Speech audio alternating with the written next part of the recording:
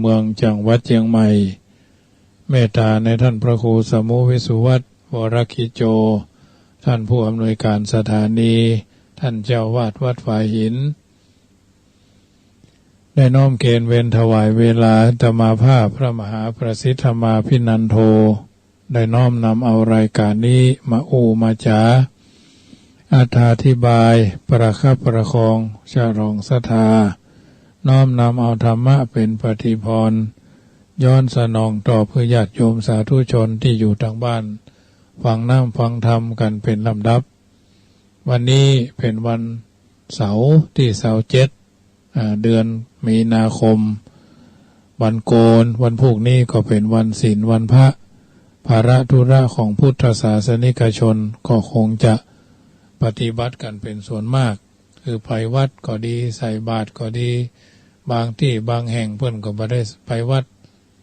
ระยะแห่งโควิดพ่องอย่างพ่องแต่ที่วัดจังคำนี่ก็มีญาติโยมมาทำบุญถ้าเป็นวันเสาร์วันอาทิตย์ก็หลายหน่อยเกือบ100เนาะร้อยป่ายก็มีถ้าเป็นวันธรรมดาก็ยังว่านะเนาะต่ำ100เทวดานักเทวบุตรแท้มีสัก2-3คนเทวดาหยาบถึงวันนี้ถ้ามีเทวดาคุณแม่ทั้งหลายแม่ทั้งหลายนี่ก็นักแก่ญาติโยมพอดีว่าคุณพ่อทั้งหลายนี่เพิ่นบ่ค่อยมากันใดนะอันนี้ญาติโยมสาธุชนท่านผู้ฟังทั้งหลายนำธรรมคำสอนส่วนนี้ก็เป็นส่วนหนึ่งที่นำมาเอิ้นเจริญพรให้ญาติโยมสาธุชนได้มีโอกาสฟังน้ำฟังธรรมกันเป็นลำดับ 84,000 พระธรรมขันธ์นั้นเราสามารถฟังกันได้อันอย่างกันได้ทั้งนี้ทั้งนั้นก็ถือว่าในเป็นโอกาสได้สร้างสิ่งที่ดีที่งามเกิดขึ้นกับประโยชน์เป็นโสติผลในการดำเนินชีวิตเราท่านทั้งหลาย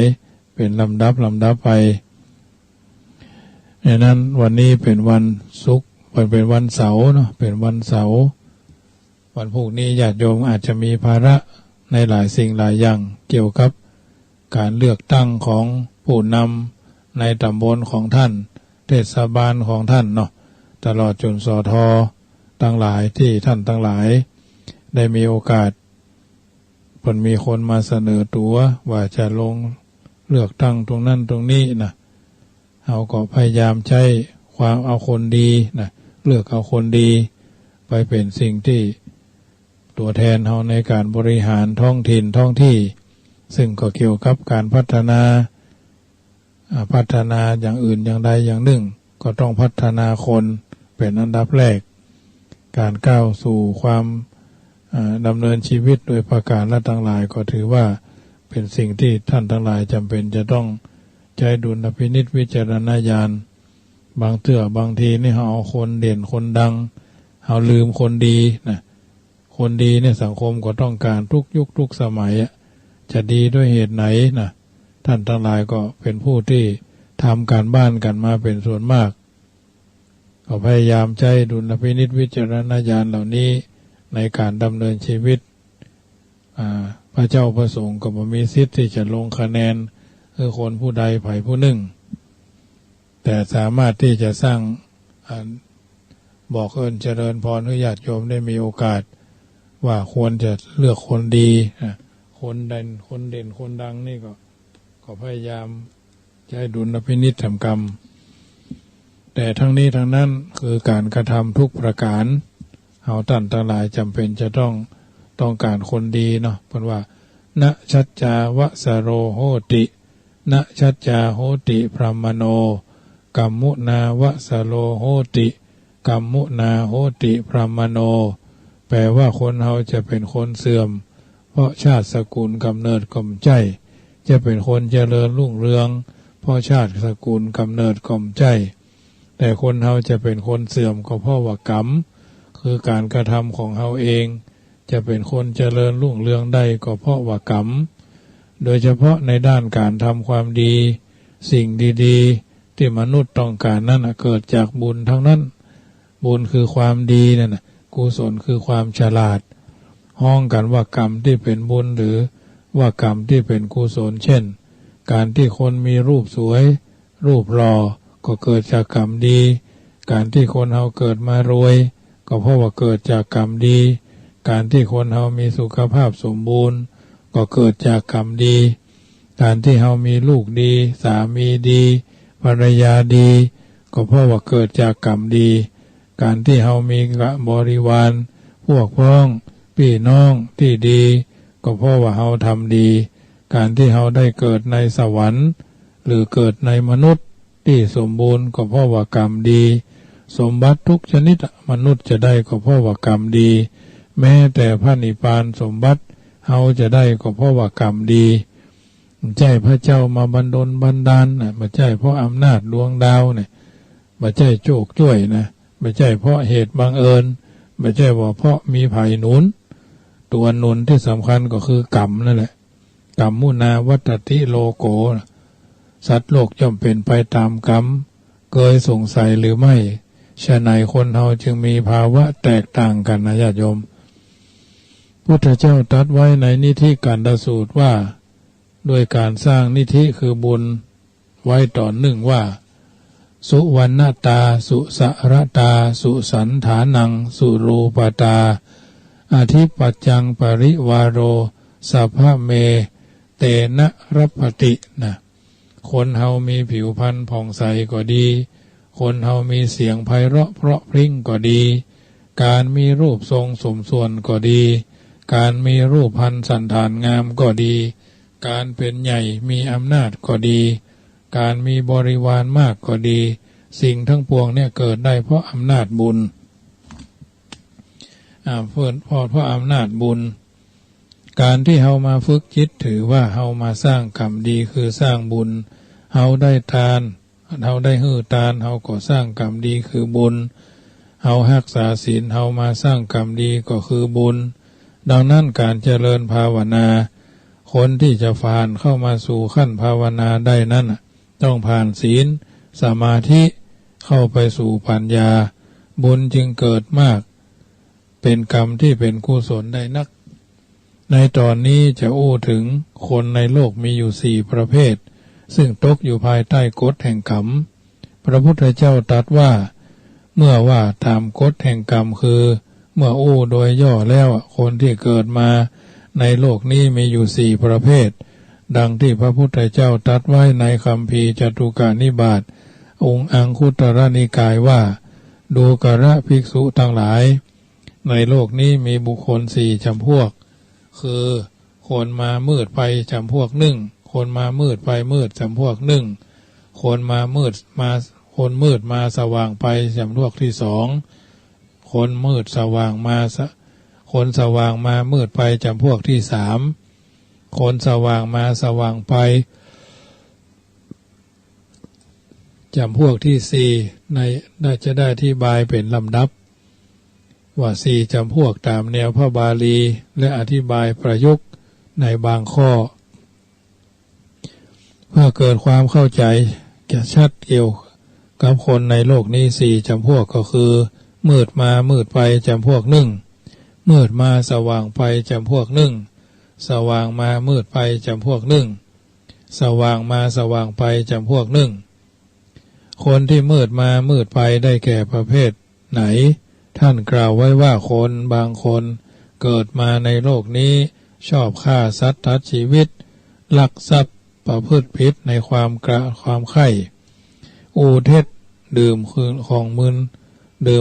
นเมาหือโตดทำแต่ความชั่วบ่มีศีลธรรมเมื่อตายจากโลกนี้ไปก็ไปบังเกิดในสถานที่ลำบากเช่นเกิดในอบายเกิดในนรกเป็นต้นเมื่อเขากลับมาเกิดในมนุษย์สัตว์โลกเนี่ยเขาก็เกิดมาในสถานที่อันลำบากเดือดร้อนกล่าวคือบางพวกเกิดในดินแดนที่แห้งแล้งไร้ความเจริญธุรกันดารเป็นอยู่ด้วยความลำบากยากแค้นจะหาที่อยู่อาศัยก็ลำบากอาหารก็ลำบากผืดเคืองยารักษาโรคก็ลำบากไม่ค่อยมีเสื้อผ้าเครื่องนุ่งห่มก็ไม่ค่อยมีบ่ค่อยพอใจขาดกระรุ่งกระริ่งขาดรุ่งริ่ง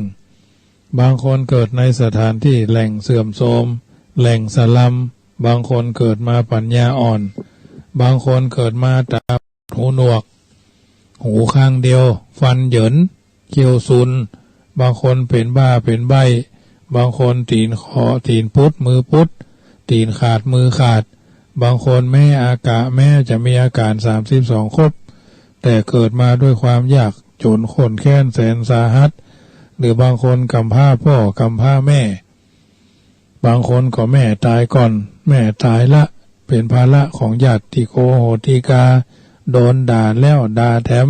ถูลู่ถูกังถูไถอันรอดตัวก็เป็นใหญ่เป็นโตอันอย่างว่านะไปบ่รอดก็เป็นขี้เหล้าขี้ยาขี้ลักขี้จกลายโกงลายการลายกบลายเขียดลายตกโตจะกิ้มการศึกษาเล่าเรียนในเบื้องต้นก็มีงูป่าไปพ่องบ่ไปหลายเป็นเด็กแก่นแก้วแก่นแก๊กแม้จะมีฮือเฮียนหมู่นี้ก็ไม่สนใจซ้ำตนเองก็ยังขี้ข้านจิตใจครักคระว่าเชื่อฟังผู้ใหญ่เชื่อฟังพ่อแม่มานึกถึงคนผู้มีพระบุญมีบุญมีคุณอยู่บ้านก็เดือดบ้านเข้าวัดก็ขี้ลักขี้จกลักของห้านของนี่ของตุของพระลักกินก่อนซ่อนกินลูนนะลักเงินพระเจ้าพ่องอย่างพ่องขี้ข้านคบแต่มีดชั่วตั้งกลุ่มตั้งแก๊งคนพวกนี้บ่ฮู้ซึกตัวคือบ่ฮู้ตัวว่ากับตัวเองนั่นมาเกิดมายากจนเกิดมาลำบากเกิดมาเดือดร้อนเกิดมาไร้ญาติขาดมิตรเพราะกรรมชั่วที่ตัวเองเคยสั่งสมอบรมไว้ชาติปางก่อนหมู่นี้บ่เชื่อกรรมคือเขาบ่เชื่อบุญบ่เชื่อบาปเชื่อมรณะเชื่อสวรรค์บ่เป็นหันบาหันเป็นบุญเป็นคุณของท่านผู้มีพระคุณเขาหันว่าตายแล้วศูนย์ไผ่มือยาวสาวได้สาวเอาไผ่เก่งกาจก็แย่งชิงเอาจะหาความสุขความสนุกก็หาชาตินี้พอตายแล้วก็ศูนย์ร่างกายเป็นขี้เถ้ามียังเหลือหรอคนหมู่เนี้ยบางคนแต่งตัวเป็นโจรโกงกินตั้งตัวเป็นโจรโกงกินจี้ป้นสะดมเป็นคนทรมานคนอื่นสัตว์อื่นเป็นที่น่าเปิงพอใจ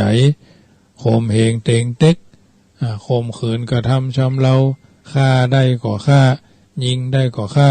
หับจ้างฆ่าคนนี่รวมความว่าคนประเภทเนี้ยทำแต่ความชั่วชีวิตของเขาในเบื้องต้นมาด้วยความมืดมนอนตการเกิดมาด้วยความยากลำบากเดือดร้อนคำเค็นอยู่อดมือกินมือแต่หมู่นี้บ่ฮู้ซึกตัวญาติโยมยิ่งทำความชั่วนักเข้าเมื่อทำความชั่วนักเข้าทั้งที่ตนเองเกิดมาลำบากแล้วเช่นเกิดมายากจนหรือเกิดในแหล่งสลัมเกิดในประเทศหรือดินแดนที่แดดที่เดือดร้อนไร้การศึกษาเมื่อเขามาทำชั่วเข้าไปแถมเป็นเหตุติดคอกติดขังติดตารางกายาบ้ายามายาอียาไอรับจ้างขนยารับจ้างเดินยานี่บางคนก็ถูกฆ่าตายแต่ยังวัยหนุ่มสาวเฮ้ยเป็นที่น่าสังเวชอเนจอนาถคนประเภทนี้ก็อยู่ในหมาน้อยในโลกนี้เฮาหันชัดเจนในแหล่งสลัมหลายแห่งชุมชนแออัดนะพ่นบ่คือห้องสลัมแล้วเดียวชุมชนแออัดเนี่ยแถวดอนเมืองอาตมาภาพอยู่หั่นเป็น20 ปีนะฮั่นหมดสัปปะมาเป็นขยมก็ยังแควนน้อยจบม.3 ม.6 เลี้ยงละอ่อนเป็น35-60ละคนก่อนนะไปบิณฑบาตก็แจกกันคน30แต่ก่อนนี่นะอยู่วัดดอนเมืองมาจนโบสถ์พอแล้วเอาเข้าพอเอาย้ายไปอยู่ย้ายพลิกมาละปูนละอ่อนมันนั่นก็มีอย่างว่านะมันมีที่เพิ่งละมีเสาหลักละไปบิณฑบาตก็เอาไปก็เอาทำการทำงานก็ดีอยู่พอเอาย้ายมาก็มีอันเป็นไปต่างๆนานานะหมู่เนี้ยค่อนข้างจะชัดเจนค่อนข้างจะเป็นคนกระคะซึ่งคนไทยห้องว่าเนี่ยว่าไอ้มืดคนไทยเฮานั่นมักจะห้องคนต่างชาติเรานี่ว่าเป็นคนที่ว่าแปลกๆเป็นคนอเมริกันพ่องไอ้กันพ่องไงนะซึ่งคนไทยห้องว่าไอ้มืดค คนไทยเขามักจะห้องคนต่างชาติไปแปลเช่นเรียกคนอเมริกันว่าไอ้กันห้องคนเม็กซิกันว่าไอ้แม็กห้องคนนิโกรว่าไอ้มืดเนี่ยแต่ห้องไทยว่าพี่ไทยเนี่ยตรงกันข้ามกับน้องลาวนี่ชอบเรียกกันอย่างนั้นนะไอ้มืดคือคนนิโกรเนี่ยพาภัยไปสหรัฐอเมริกาจะทราบว่ากรักคะจริงๆอย่างในเขตบรอนซ์ไงนะในนครนิวยอร์กอันนี้เป็นฟังเนอะเพิ่นเล่าคือฟังพ้องอย่างพ้องนี่นะที่เพิ่นไปทุกเจ้าที่เพิ่นไปก็มีเขาเจ้าบ้านอยู่เป็นกลุ่มๆเป็นแถบนะหมู่นี้เพิ่นฮ้องว่าหมู่นี้ที่ประตูพังกระจกพังตีกระจกพังประตูพังกระจกพังขโมยมีนักสนใจการศึกษาเล่าเรียนกินแต่แรงงานส่งส่วนเกินของสังคมที่รัฐบาลช่วยเหลือบ่ค่อยทำงานมีแต่ห้องเพลงแต่งตัวน่าจังวันหมู่นี้ยิ่งทำชั่วเพิ่มขึ้นเดือดร้อนเพิ่มขึ้นอันนี้เป็นเพียงส่วนหนึ่งต่ออันแม้คนในชาติของเฮาก็เหมือนกันเฮาจะพบพระคนประเภทแรกเนี่ยเมื่อเขาตายไปเหมาะจากโลกเนี่ยก็แน่นอนว่าจะต้องไปเกิดในสถานที่ลำบากเพราะเขาทำความชั่วมาทำความดีจะต้องไปเกิดเป็นสัตว์เดรัจฉานหรือเกิดในนรกหรือจะต้องไปเกิดเป็นเปรตหรืออสุรกายในภูมิใดภูมิหนึ่งพระพุทธเจ้าจึงตรัสเรียกคนประเภทนี้ว่าตะโมตะมะปารายโนซึ่งแปลว่ามืดมามืดไปเป็นต้นประเภทที่สองก็คือพวกมืดมาสว่างไปคนประเภทที่สองนี้คือคนที่มืดมาสว่างไปพวกนี้เป็นลักษณะของคนต้นโคตรปลายตรงคือคนประเภทแรกที่ว่ามืดเนี่ยเพราะว่าเขาเกิดมาด้วยความมืดมนตายไปแล้วก็มืดมนจึงชื่อว่ามืดพบแสงสว่างแห่งความดีมืดในที่นี้ไม่ได้หมายความว่าพออย่างบาหันไม่ได้หมายความว่าเกิดในที่มืดแต่หมายถึงว่าชีวิตของเขานั้นน่ะประสบแต่ความมืดมนแต่บุคคลประเภทที่สองนี้เป็นประเภทมืดมาสว่างไปท่านกล่าวเอาไว้ว่าคนบางพวกที่เกิดมาในโลกนี้เคยทำความชั่วไว้นักประพฤติผิดศีลผิดธรรมตายแล้วไปเกิดในสถานที่ลำบากเมื่อพลิกมาเกิดในโลกมนุษย์เศษกรรมยังเหลืออยู่ทำให้เขาเกิดมาลำเค็ญลำบากเดือดร้อนเช่นเดียวกับคนประเภทที่หนึ่งแต่คนประเภทนี้รู้สึกตัวคือรู้สึกตัวว่าการที่ตนเองเกิดมาทุกข์เกิดมาต่ำต้อยเกิดมาเดือดร้อนเกิดมาไร้การศึกษาพ่อแม่ยากจนกำพร้าพ่อกำพร้าแม่อยู่ด้วยความลำบากลำเค็ญหมู่นี้รู้สึกตัวคือรู้สึกตัวว่าที่ตัวเองเดือดร้อนและด้อยกว่าเขาทั้งหลายนั่นน่ะเพราะตนสร้างกรรมดีไว้น้อยกรรมชั่วตนเคยสร้างไว้นักเพราะฉะนั้นตนจึงต้องได้รับความทุกข์อยู่คนประเภทนี้เมื่อรู้สึกตัวแล้วเร่งทำความดีเร่งสร้างที่พึ่งแก่ตัวเองตั้งแต่ปฐมวัยเกี่ยวฟังพ่อแม่ขยันหมั่นเพียรสนใจการศึกษาเราเรียนเขียนอ่านแม้พ่อแม่จะมามีทุนเรียน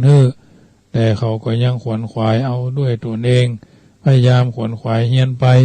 ทำงานอย่างอาบเหงื่อต่างน้ำช่วยเหลือตัวเองแม้เดือดร้อนลำเค็ญแม้จะห้องให้เสียใจหรือถูกกันแกล้งรังแกข่มเหงรังแกอย่างใดก็บ่ทอดทิ้งความเพียรพยายามที่สร้างตัวโดยคิดว่าเฮาสร้างด้วยตัวด้วยความดีได้มุมานะสร้างตนเขาก็ค่อยยกฐานะของตนจากละอ่อนที่ไร้ที่พึ่งจากคนซึ่งบ่มีหยังจากคนบ้านนอกขอกนาสถานที่อันห่างไกลไร้ความเจริญในที่สุดก็พบแสงสีความเจริญด้วยการศึกษาเราเรียนด้วยการอดทนทำงานด้วยการทำความดีของตนทำให้ได้รับอุปการะจากผู้ใหญ่จากคนอื่นจากคนที่หันคนทำดีต้องยกย่องบางคนก็ได้รับทุนการศึกษาเอกชนของจังหวัดของรัฐบาลของประเทศได้รับการศึกษาต่อเพื่อได้ศึกษาต่อถึงต่างแดนก็มีเช่นบาง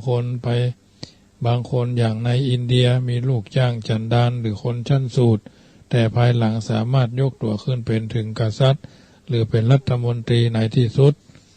ก็เพราะว่าสร้างฐานะของตนขึ้นนั่นเองถ้าในปัจจุบันคนบางคนยากจนมากเกิดในตระกูลธุรกันดารในป่าดงพง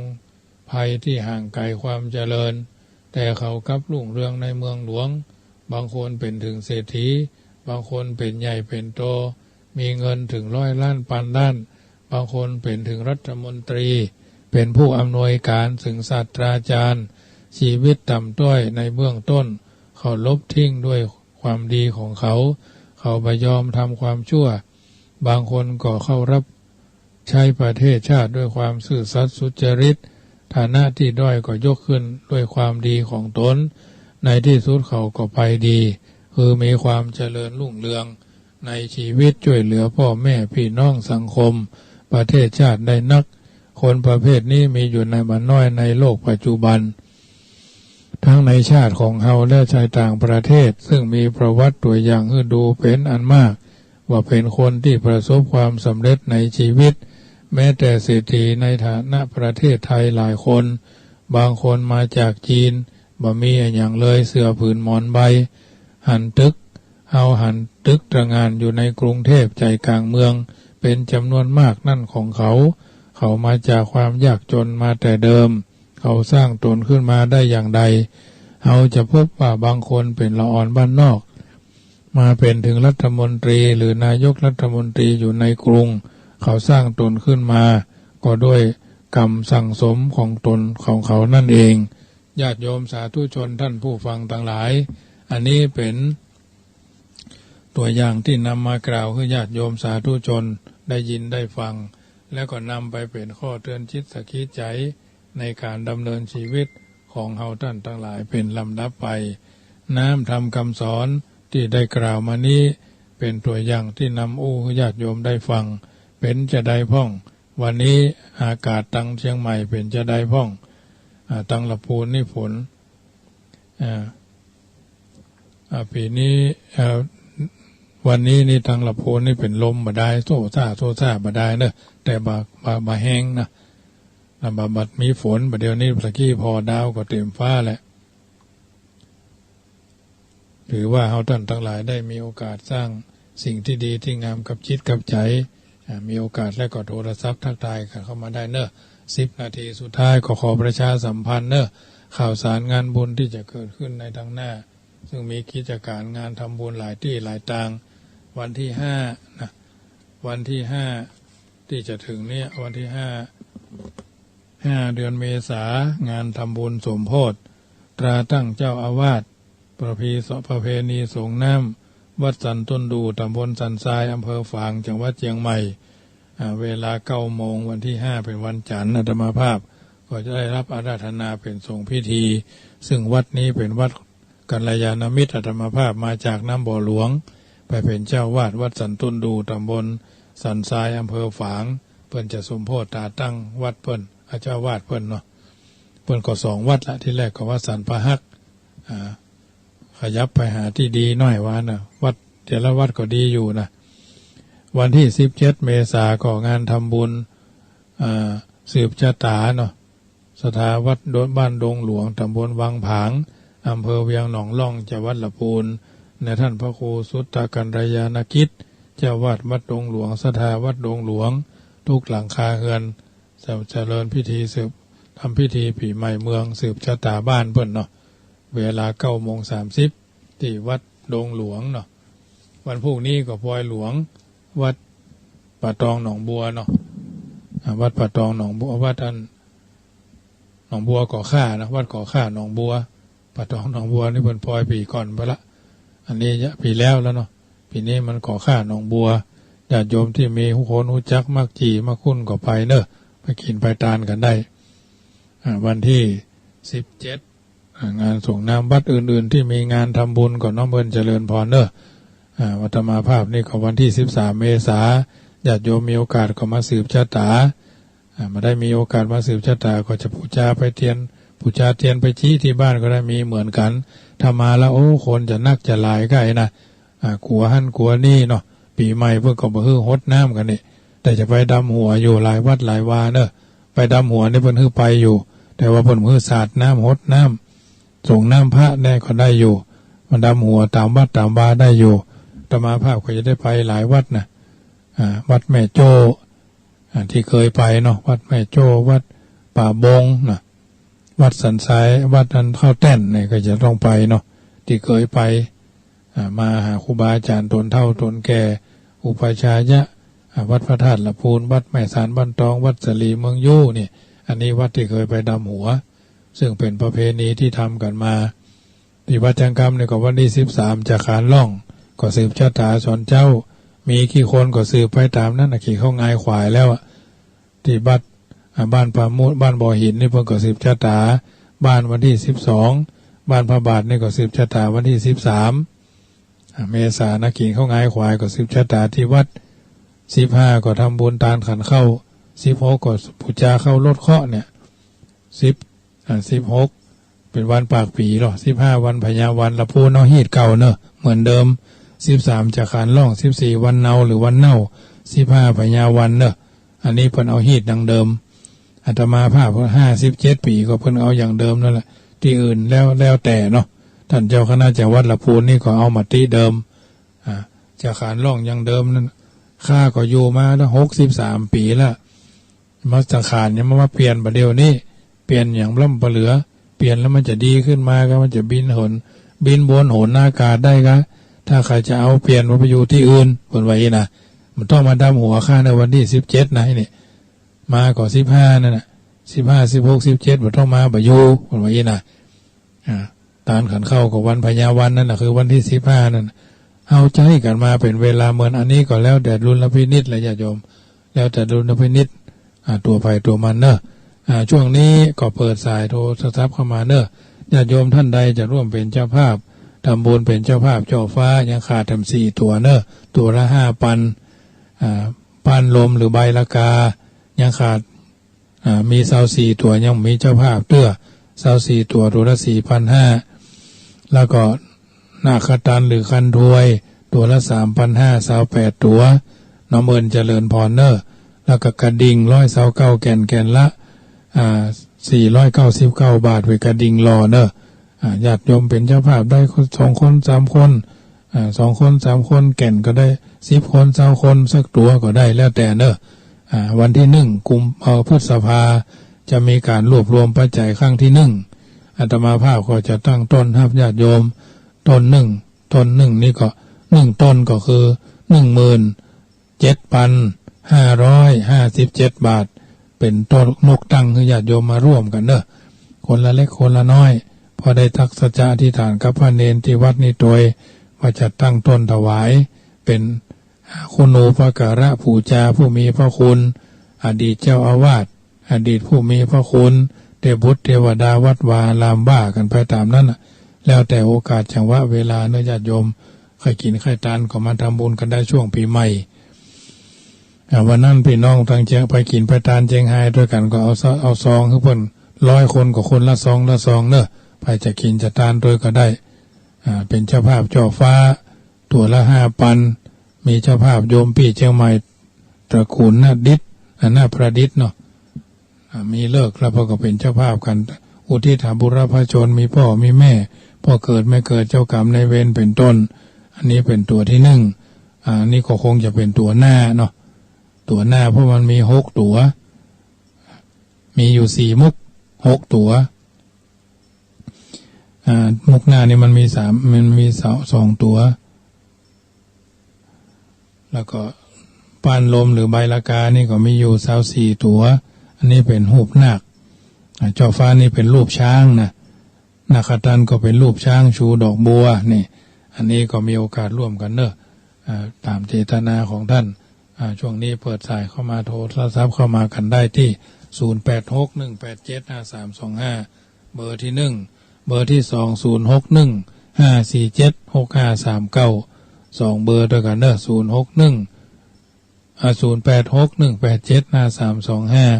06154765339เพราะว่าเครื่องนี่มันบ่มีเสียงมันนั่นข้อมูลมันเต็มเนาะรอการเปลี่ยนทั้งนี้ทั้งนั้นก็ เอาจังหวะเวลาว่าแล้วปีใหม่บ่ค่อยเปลี่ยนนะแต่ช่วงนี้ก็ถือว่ายังโทรได้อยู่แต่ว่ามันโทรเข้ามามันไม่ค่อยได้ยินเสียงแต่ว่าเบอร์2นี่ได้ยินอยู่เป็นเครื่องสำรองนะประคับประคองกันไปวันนั้นไปที่ศูนย์เพิ่นก็ว่าต้องรออะไรต้องรอต้องทำใจนะญาติโยม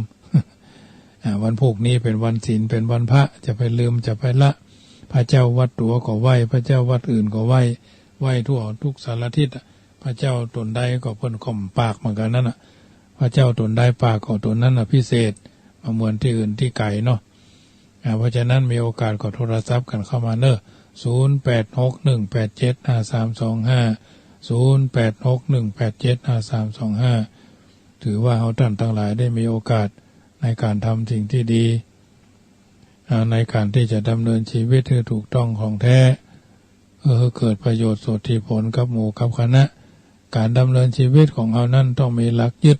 หลักประพฤติคือมีพระพุทธเจ้าเป็นผู้นำมีพระสัทธรรมเป็นแผนที่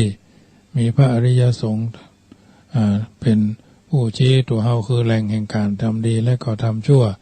ดีชั่วอยู่ที่ตัวเฮาทำสูงต่ำอยู่ที่เฮาทำตัว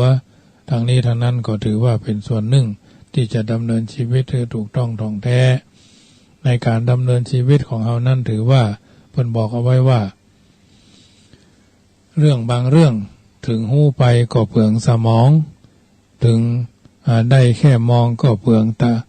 ดังคนบางคนเพิ่นบอกว่าได้แค่มองก็เปลืองตาได้อู้ด้วยก็เปลืองกรรมได้ดีด้วยก็เปลืองใจได้เข้าใกล้ก็เปลืองชีวิตถ้าบ่จำเป็นอยากคิดเข้าใกล้นะจงอยู่ห่างๆไกลเอาไว้จะได้บ่เปลืองความทุกข์มันได้บ่เปลืองความสุขเพราะฉะนั้นค่ำคืนวันนี้ญาติโยมสาธุชนก่อนจะเข้าสู่นิทราเนาะคิดแต่เรื่องที่ดีพูดแต่เรื่องที่ดีทำแต่เรื่องที่ดีไปสู่สถานที่ดีสมาคมกับคนดีมีปัญญาแล้วสิ่งดีๆจะเกิดกับเฮามีความสุขมีความเจริญร่มเย็นเป็นสุขโชคดีร่ำรวยตลอดกาลวันพรุ่งนี้เป็นวันพระจะไปลืมไปวัดไปวานะญาติโยมค่ำคืนวันนี้ก็คงจะขอนำรายการจากท่านไปก่อนอิมินากตะบุญเยนะบุญกุศลจากการฟังน้ำฟังธรรมในค่ำคืนนี้รวมกับกายเป็นตบะเดชะเป็นอานิสังสผลคุ้มครองปกป้องญาติโยมขัดสุสนกันอยู่เย็นเป็นสุขอายุมั่นขวัญยืนจุนอย่างจุปการอายุวันโนสุขังปะลังขอเจริญพร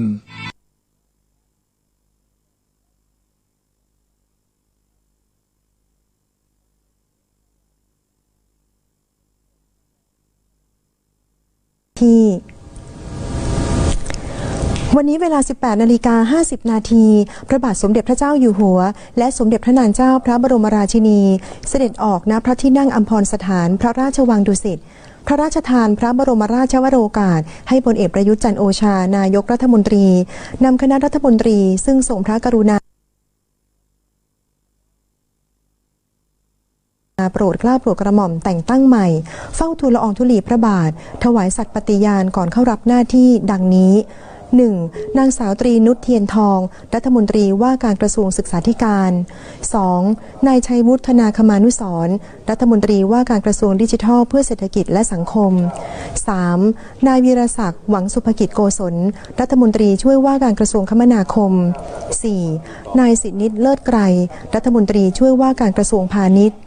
ในโอกาสนี้นายดิษฐทัศน์โหตรกิจเลขาธิการ